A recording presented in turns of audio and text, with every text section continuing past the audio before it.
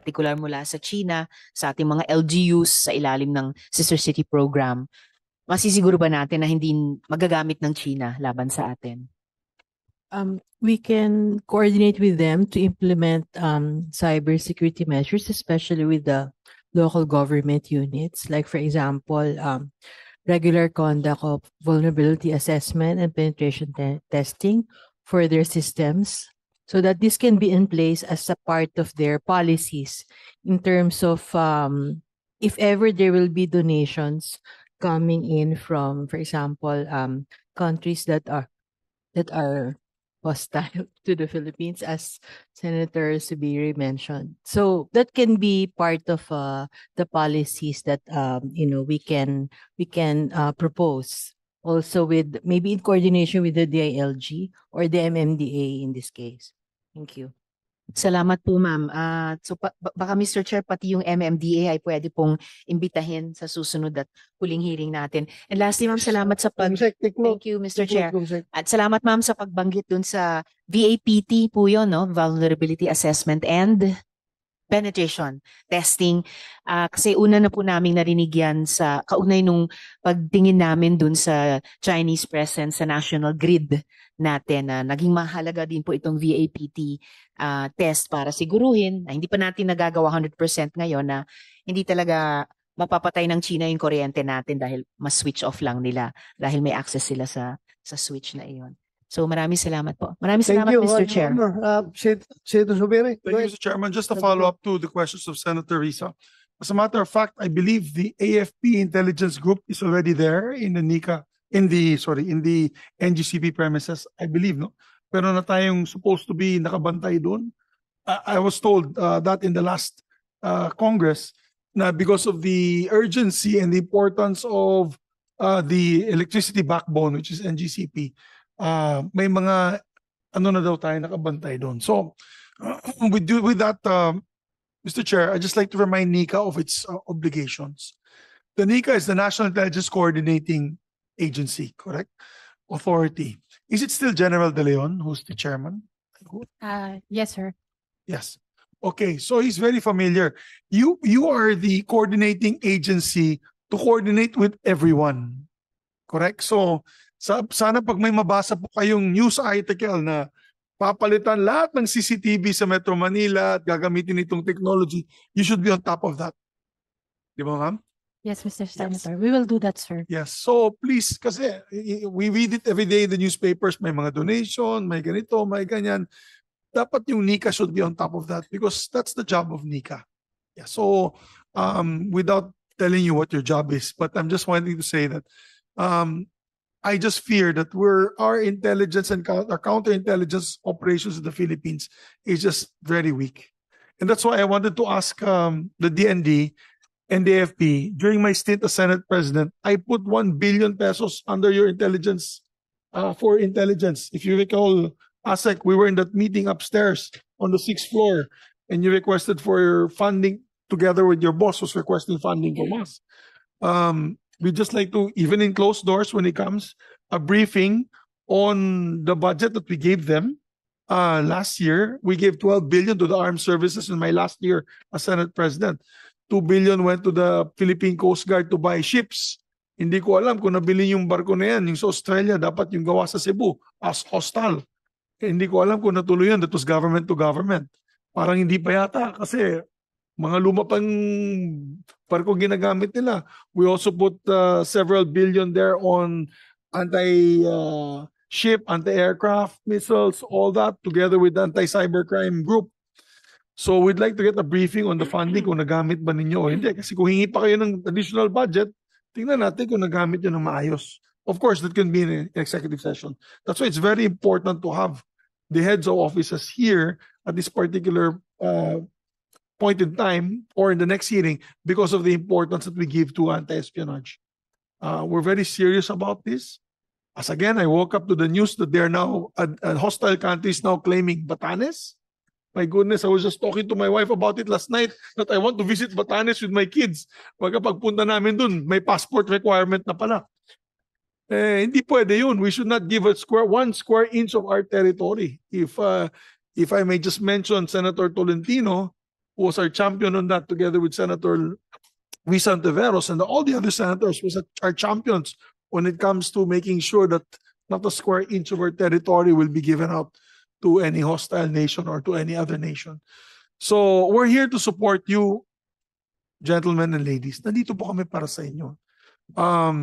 Mr. Chairman, if I may, my closing statement. Yes, well, We just want to support you, but we want to support you the right way. We must be also be given information that we will be able to use to support you in the battle, in the plenary, to fight for this particular measure. And of course, to fight for your budgets, to fight for your requirements and needs.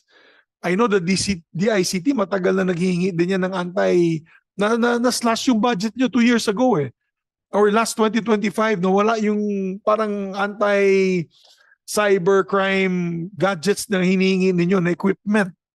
And I remember it was then Secretary D who was complaining na how can he fight cybercrime now and anti-espionage when he does not have the equipment. So we need this information from your heads of offices so that we can assist you in anti-espionage and anti-cybercrime activities.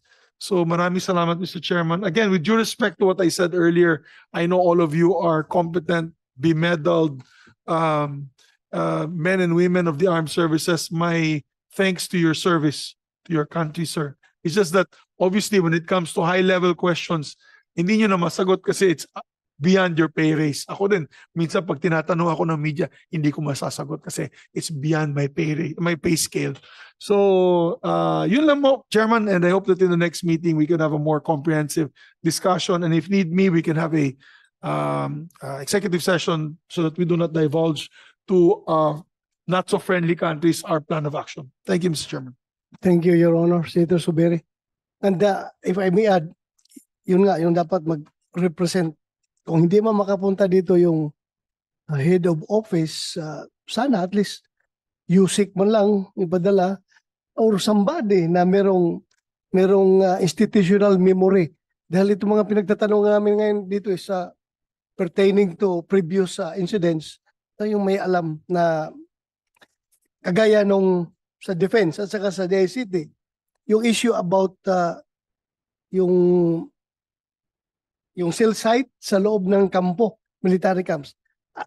I'm quite sure during the 18th Congress that issue has been raised persistently, and it was satisfactorily answered at that time by then Defense Secretary Lorenzana, Delphin Lorenzana, and National Security Advisor John Esperon. Maganda yung explanation nila, and kaya nga I hope DND, the ICT can revisit those explanation and reassess if those explanation, those assurances are still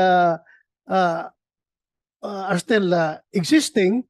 Otherwise, we have to recalibrate our actions and make appropriate actions. Dahil ito, mainit na itong pinag-usapan ngayon dito about espionage, yung issue diyan sa loob ng kampo. Pero I'm quite sure na na-explain ng gusto yun. Maganda explanation nila, kaya i-revisit lang ninyo. Then kung hindi na yun gumagana yung assurances na yun, then we have to do appropriate actions. Yeah, go ahead, Senator Risa. Salamat, Mr. Chair. Dagdag lang doon. At yung mga paliwanag ng mga dating secretary, ay yung sitwasyon na yon, ang konteksto ay yung palang, although lang is relative, no? Kasi importante rin. Yung palang sa konteksto na may humihinging isa pang telecoms company ng franchise, remember, yung dito. And napag-usapan at napagtanong dun sa dalawang dating secretary na yon, bakit magkapagtatayo ng tower sa loob ng mga kampo natin together with the previous telecoms companies? Ngayon, gaya ng sinabi ng chair, mas lalong uminit pa. Hindi na lamang ito mga apprehensions natin tungkol sa access nila sa mga telecoms towers, pero parami ng parami at maiinit na in a way, encounters, non-military encounters, but leading to arrests ng mga suspected foreign spies. So, mas lalong mahalaga na ma-update, hindi lang yung paliwanag, pero yung pagiging handa rin natin. Salamat, Mr. Chair. And Thank you, last, Senator Risa. Mr. Senator Chairman. Suberi, go ahead. Thank you, Mr. Chairman. And last point, in line of Senator Risa's, of course, manifestation, we just lapsed into law yung Konektadong Pinoy. For many of you who do not know that Konektadong Pinoy, it is to forgo franchises from Congress. People now can set up, am I correct, ma'am, sa DICT? People now can set up companies to give internet access to almost anybody. So, put that in the proper context now when you're already preparing your anti-cybercrime, anti-counterintelligence, or counterintelligence operations. Because Konektadong Pinoy will allow now Juan de la Cruz and whoever wants to put up like a telecommunications company giving more access to the internet. So, dapat isama nyo na sa plan of action yun. May batas na eh. It was lapsed into law yesterday, if I'm not mistaken. Yesterday. So, try to get a copy of that law and see how we can focus also on the anti-cybercrime, or counter-espionage measures with that law in effect. Gentlemen, ladies. And then give us your comments. Maybe your heads of offices can give us comments if we did the wrong thing and maybe we have to amend it. So, we need to know. We need to know about that from your heads of offices and your agencies.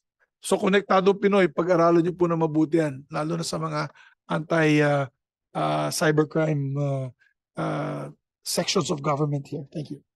Thank you, Senator Suberi. If they can give internet access to everyone, so may potential din na they can also give and take. Yes. They can take information from everyone. Yes. Yes, yes. Masyadong masalimot na ako nito. Maganda yung, baka magalit sa atin yung mga authors, maganda yung layunin ng batas. Yung layunin ng batas ay magbigay po ng mura at I'd say mas malawak na internet access sa ating mga kababayan, which is I think a basic right now. Parang kuryente na yung internet. Pag nawala na yung internet, wala tayong magagawa sa trabaho natin. Pero yun nga lang, let's look at it at the context of anti-cybercrime and counter-espionage programs ninyo. So, just a reminder to the group. Thank you, Mr. Chairman. Thank you to everyone. Thank you, Senator Suberi. Okay ka na? Salamat, Yeah. Mr. Chair. Thank you, Senator Risa. And with that, I would like to thank everyone for your attendance. And I hope sa next hearing natin, may isa pa daw, bago mag-sponsor sa floor ng next hearing is scheduled on September 16, 2025, 10 o'clock, Tolentino Room. So, Senator Tolentino, the older one. The older na Tolentino. So, meron pang gusto magsalita? Baka mamaya kuwan kayo na pinapunta kayo dito tapos hindi kayo pinagsalita. Meron pang gusto magsalita sa inyo? Wala na?